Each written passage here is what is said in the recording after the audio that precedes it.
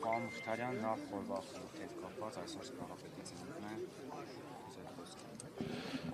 Նախ շնորհավորում եմ բոլորիս մեր ժողովրդին սպառապետի 67-ամյակի կապակցությամբ եւ ուզում եմ ասել, որ սպառապետին հասնենք այն սպառապետի երազած Հայաստանին։ Եվ ինչ-որ Վազգեն Սարգսյանի հետ կապված գազնեզաշփում է, ինչ-որ մի բան եք արել, ինչով եղել է հատկապես հումորն են ասում կամ դուք ինչ տպավորվել։ Հումորն էլ էր անսահման, զայրույթն էլ էր անսահման, երբ որ զայրանում էր իրականում, սպառապետի հետ շփվելը գոնե իմ համար շատ հեշտ է եղել, բայց դրա հետ մեկտեղ էլ ասեմ, իմ մոտ մի սենց զգացողություն կար, երբ ես հանդիպում էի սպառապետին, անկախ ինձանից մի տեսակ քարանում էի։ Այդ հարգանքն էր, այդ սերն էր իր հանդեպ, լուրջ սենց ոչ կարողանում էի խոսալ, ոչ բան։ Բայց գործնականում մենք շատ աշխատանքներ ենք միասին արել։ Դրվագներ ծիծաղելի, պատմեմ մի դրվագ 93 թվականի հունվար ամսին սպառապետը ջոկատներից մեկի հրամանատարին բերեց դիրքեր եւ զինաթափ է բերել էր դիրքեր, որտեվ փախել էր իր ջոկատով եւ բերել էր, որ առաջնագծում նա կանգներ առանց զենքի, դա որպես պատիժ։ Եվ սենց այդ խրատական խոսքն էր ասում, բան, մենք է ջոկատում մի հատ Պապյան մանվել ունեինք, հիմա ցավոք սրտի ինքն էլ է ստեղ Եռաբլուրում ամփոփված, ինքը այսքան էր ոյը, ու ճաղատ գլխով, բայց մուրուքով բանով, ու այդ ուշանկեն գլխին քաշած, այս մի ականջն է կախված։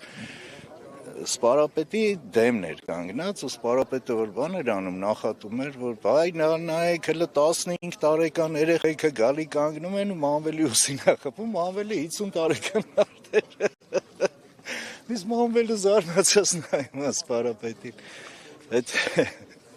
Այդ ծիծաղալու պահերից, ավելի լուրջ պահերից սպառապետը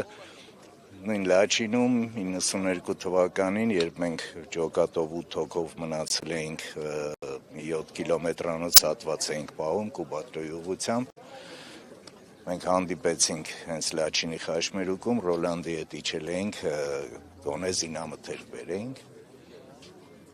սպառապետն է Շուշի էր գնում Մոսոյի հետ, եւ նա ասեց տղեկ մի քանի օր է պիտի դիմանաք, հենց հիմա ամեն ինչը կազմակերպում եմ։ Այնպեսի վիճակ էր, որ ասենք պահունակներում ամեն մեկիս մոտ մի 20 փամփուշտ էր մնացել։ Դե 7 կիլոմետրանոց ֆրոնտ մի շաբաթ պահել ենք։ 2 ժամ հետո Կորնիձորից BMP-ն եկավ, սնունդը եկավ, որտեվ սնունդ չունեինք, սոված էինք։ Եվ դրանից ուղիղ մի շաբաթ հետո եկավ առաջի դեսանտագրոյային գունդը մեզ փոխարինելու, բայց դե չփոխարինվեցինք, իհարկե մնացինք այդ զինվորների հետ ու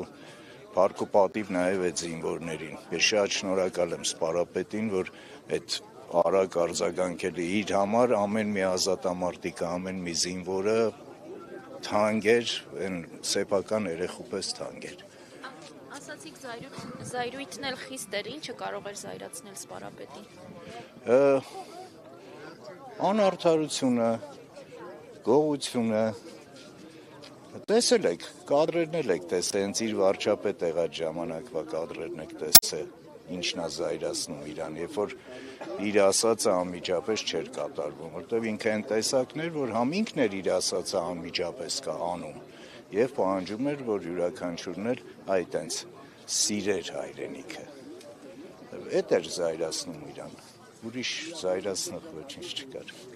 Եթե չլիներ Հայաստանում հոկտեմբերի 27-ը, ինչպիսի Հայաստան հիմա կունենայինք։ Հոկտեմբերի 27-ը մեր պատմությունը գլխի վայր շուռ տվեց, որտեղ մենք գնում ենք այն ճիշտ զարգացման ճանապարհով, դե բանակի մասին չեմ խոսում, բանակը ամենաուժեղն էր տարածաշրջանում, բայց նաև զարգանում էինք արդեն տնտեսապես, արտաքին հարաբերություններում բավականին հաջողություններ կար, եւ եթե չլիներ հոկտեմբերի 27-ը, մենք այլ իրականության մեջ կապրեինք, ունենայինք փառք Աստծո, որ հիմա ունենք մեր անկախ պետությունը, պետականությունը, ինքնիշխանությունը, բայց դե տեսեք ինչքան ժամանակ հետ ընկանք, ինչ կորուստներ ունեցանք։ Ես համոզված եմ, եթե սպարապետը լիներ Կարեն Սերոպիչի հետ միասին եւ տնտեսություններ հիմա այն ինչ որ հիմա նոր սկսվել է արվել, այն ժամանակ դա ծրագրավորած էր արդեն։ Այս նույն թրիփի ծրագիրը դա Վազգենի օրոք, Վազգենը Ամերիկայից որ եկավ, հենց դրա մասին էր խոսում։ Անունն էր ուրիշ, բայց ծրագրերը դա էր։ Եվ ես համոզված եմ, որ կունենայինք հզոր եւ միասնական Հայաստան։